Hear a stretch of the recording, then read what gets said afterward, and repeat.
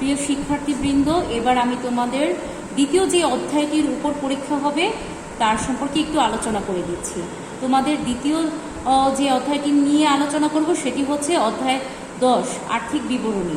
সংজ্ঞা: প্রতিষ্ঠানের আর্থিক ফলাফল ও আর্থিক অবস্থা জানার কাঠামোবদ্ধ সুশৃঙ্খল ধারাবাহিকতা প্রক্রিয়াকে আর্থিক বিবরণী বলা হয়। আমি আবারও বলছি, যদিও তোমরা আর্থিক বিবরণী সম্পর্কেও ভালোভাবেই অবগত আছো আশা করি, তারপরেও তোমাদেরকে আরেকবার করে আমি সব কিছু স্মরণ করিয়ে দিচ্ছি। প্রতিষ্ঠানের আর্থিক ফলাফল ও আর্থিক অবস্থা জানার কাঠামোবদ্ধ সুশৃঙ্খল ধারাবাহিক প্রক্রিয়াকে আর্থিক বিবরণী বলা হয়। এটি বৃহদাকার ব্যবহারকারীদের প্রতিষ্ঠানের আর্থিক ফলাফল, আর্থিক অবস্থা ও নগদ প্রবাহ সম্পর্কে তথ্য সরবরাহের মাধ্যমে ব্যবসায়ের অর্থনৈতিক সিদ্ধান্ত গ্রহণে সহায়তা করে। সাধারণত আমরা তাহলে বলতে পারি, আর্থিক বিবরণী তৈরি করার একটি অন্যতম প্রধান উদ্দেশ্য হচ্ছে বৃহদাকার ব্যবহারকারীদের প্রতিষ্ঠানের আর্থিক ফলাফল, আর্থিক অবস্থা ও নগদ প্রবাহ সম্পর্কে তথ্য সরবরাহের মাধ্যমে ব্যবসায়ের অর্থনৈতিক সিদ্ধান্ত গ্রহণে সহায়তা করে থাকে আর্থিক বিবরণী। আন্তর্জাতিক হিসাব মান IAS এর 1 অনুযায়ী আর্থিক বিবরণী 5টি অংশে প্রস্তুত করা হয়। আর্থিক বিবরণী 5টি অংশে প্রস্তুত করা হয়।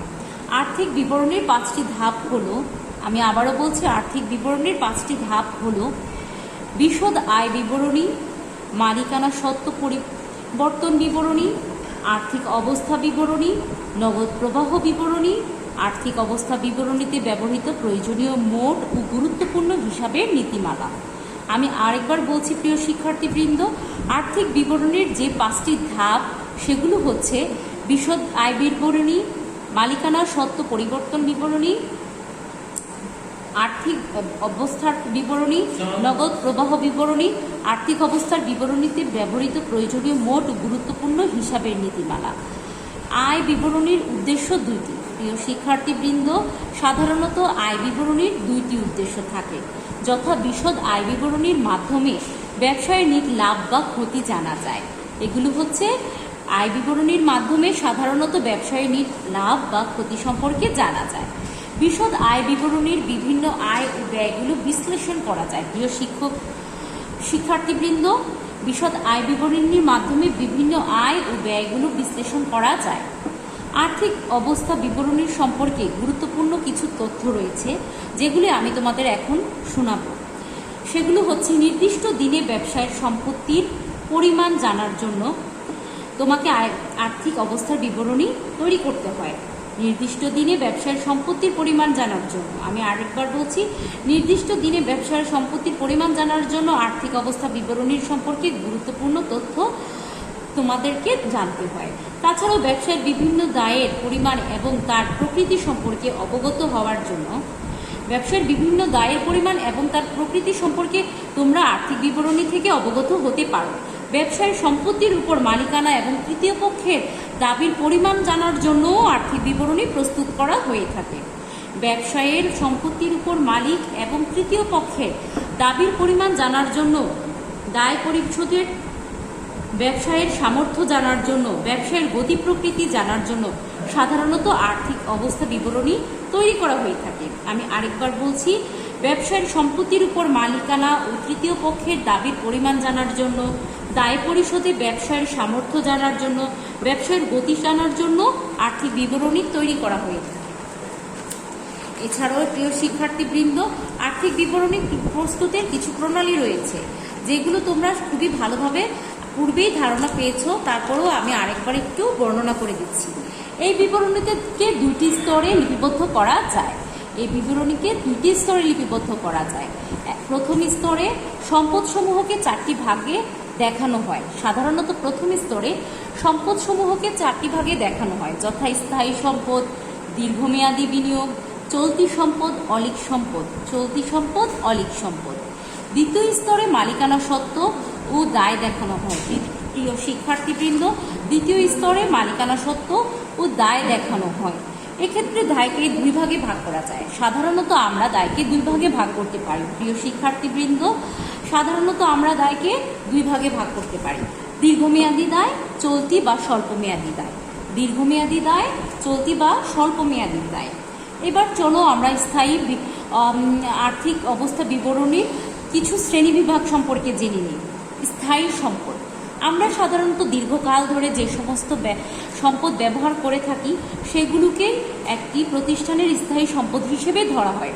সেগুলো হতে পারে বস্তুগত অথবা অবস্তুগত, যেমন সুনাম, আসবাবপত্র, দালান কোঠা ইত্যাদি।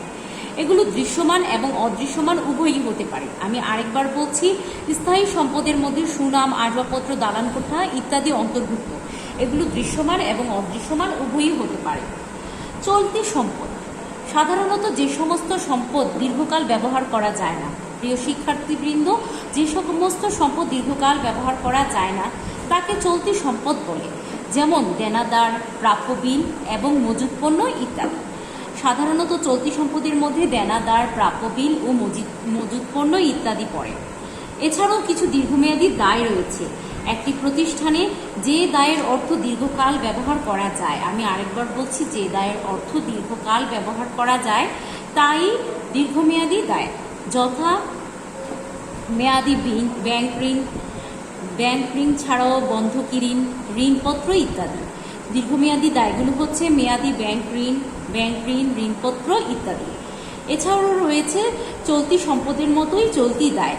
যে দায়ের অর্থ সাধারণত স্বল্প সময় ব্যবহার করা যায় তাকে স্বল্পমেয়াদী দায় বলে। যে দায়ের অর্থ সাধারণত স্বল্প মেয়াদে ব্যবহার করা যায় তাদেরকে স্বল্পমেয়াদী দায় বলে, যেমন পাওনাদার, প্রদেয় বিল, ব্যাংক জমাতিরিক্ত অগ্রিম আয় বা অনুপার্জিত আয় এবং বকেয়া খরচসমূহ। আমি আরেকবার বলছি, চলতি দায়সমূহ হচ্ছে পাওনাদার, প্রদেয় বিল, ব্যাংক জমাতিরিক্ত অগ্রিম আয় এবং অনুপার্জিত আয় এবং বকেয়া খরচ ইত্যাদি।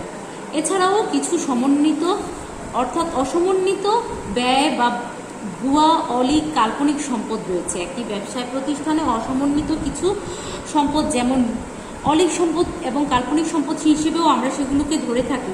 এগুলো হচ্ছে আসলে এগুলো কোনো সম্পদ নয়, দীর্ঘমেয়াদী খরচ মাত্র। এগুলো আসলে কোনো সম্পদ নয়, দীর্ঘমেয়াদী খরচ মাত্র, যেমন প্রাথমিক খরচ, বিলম্বিত বিজ্ঞাপন, শেয়ার বা ঋণপত্রের অবহার ইত্যাদি। প্রিয় শিক্ষার্থীবৃন্দ, সাধারণত অলীক, কাল্পনিক সম্পদগুলো কোনো দীর্ঘমেয়াদী সম্পদ নয়, এগুলো দীর্ঘমেয়াদী খরচ মাত্র, যেমন প্রাথমিক খরচ, বিলম্বিত বিজ্ঞাপন, শেয়ার বা ঋণপত্রের অবহার। এবার আসো প্রিয় শিক্ষার্থীবৃন্দ, আমি তোমাদেরকে আর্থিক বিবরণীর উপরে কিছু টিপস দিয়ে দিচ্ছি যেগুলো তোমাদের পরীক্ষার জন্য খুবই গুরুত্বপূর্ণ। সেগুলো আমি পর্যায়ক্রমে বলছি। 1. বিক্রিত পণ্যের ব্যয় নির্ণয়ে সমাপনী মজুত পণ্য বিয়োগ করতে হয়। সাধারণত বিক্রিত পণ্যের ব্যয় নির্ণয়ে সমাপনী মজুত পণ্য বিয়োগ করতে হয়। প্রিয় শিক্ষার্থীবৃন্দ, খুব মনোযোগ দিয়ে শুনো। অফিস খরচ একটি গুরুত্বপূর্ণ পরিচালন ব্যয়। অফিস খরচ একটি গুরুত্বপূর্ণ পরিচালন ব্যয়। তাছাড়াও সকল প্রকার পাওনাদার আর্থিক অবস্থা বিবরণীর চলতি দায়ের পাশে বসে। সকল প্রকার পাওনাদার, প্রদেয় বিল, এরকম জাতীয় হিসাবসমূহ আর্থিক বিবরণীর চলতি দায় পাশে বসে। মূলধনের বকেয়া সুদ প্রতিষ্ঠানের জন্য দায়। প্রিয় শিক্ষার্থীবৃন্দ, আমি তোমাদেরকে আরেকবার বলছি, মূলধনের বকেয়া সুদ প্রতিষ্ঠানের জন্য দায়। এছাড়াও বিশদ আয় বিবরণী প্রস্তুত করে লাভ ক্ষতির পরিমাণ জানা যায়। আমরা সাধারণত প্রিয় শিক্ষার্থীবৃন্দ বিশদ আয় বিবরণী থেকেই লাভ ক্ষতির পরিমাণ সম্পর্কে জানি। এছাড়াও সাধারণত বছর শেষে দেনাদার মূল্যায়নের জন্য কুঋণ সঞ্চিতি হিসাবভুক্ত করা হয়।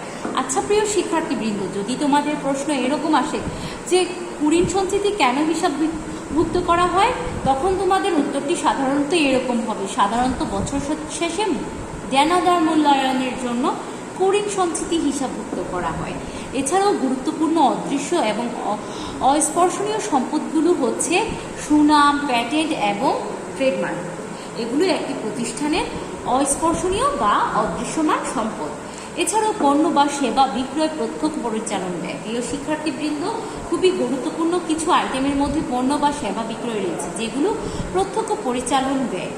এছাড়াও রয়েছে হিসাব বিজ্ঞানের রক্ষণশীলতার নীতি, যা অনুযায়ী পাওনা সঞ্চিতি হিসাব দেখানো হয়। আমরা সাধারণত পাওনা সঞ্চিতি হিসাব বিজ্ঞানের রক্ষণশীলতার নীতি অনুযায়ী দেখিয়ে থাকি।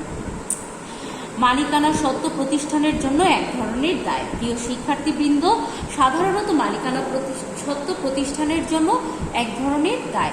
এছাড়াও ঋণপত্র একটি দীর্ঘমেয়াদী দায়। প্রিয় শিক্ষার্থীবৃন্দ, যদি এই কথাগুলি আমি আরও কয়েকবার বলেছি, আমি তারপরও তোমাদেরকে স্মরণ করিয়ে দিচ্ছি, ঋণপত্র একটি দীর্ঘমেয়াদী দায়। তাছাড়া বন্ধকি ঋণও দীর্ঘমেয়াদী দায়। জাহাজ ভাড়া ও ডক চার্জ দুটি প্রত্যক্ষ খরচ। আচ্ছা প্রিয় শিক্ষার্থীবৃন্দ, প্রশ্নটি যদি এরকম আসে যে প্রত্যক্ষ খরচগুলো কি কি, তখন তোমরা দিবে জাহাজ ভাড়া অথবা ডক চার্জ। এছাড়াও শিক্ষানবিশ স্যালামি পরোক্ষ আয়। খুব মনোযোগ দিয়ে শুনো, শিক্ষানবিশ স্যালামি হচ্ছে পরোক্ষ আয়। সম্পত্তি ও মূল্যহ্রাসের পরিমাণকে অবচয় ধরা হয়। সাধারণত আমরা অবচয় বলতে কি বুঝে থাকি? সম্পত্তি অথবা মূল্যহ্রাসের পরিমাণকে অবচয় বলে থাকি। এক কথায় আমরা বলতে পারি সম্পত্তি মূল্যহ্রাসের পরিমাণকে অবচয় বলা হয়। এছাড়াও রপ্তানি শুল্ক পণ্যের বিক্রয়ের সাথে জড়িত, এটি একটি পরোক্ষ ব্যয়। এছাড়াও রপ্তানি শুল্ক পণ্য বিক্রয়ের সাথে জড়িত একটি পরোক্ষ ব্যয়।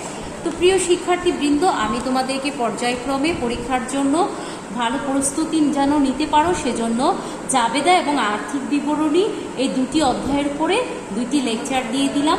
আশা করি তোমরা সকলেই এই দুইটি লেকচার মনোযোগ দিয়ে শুনবে।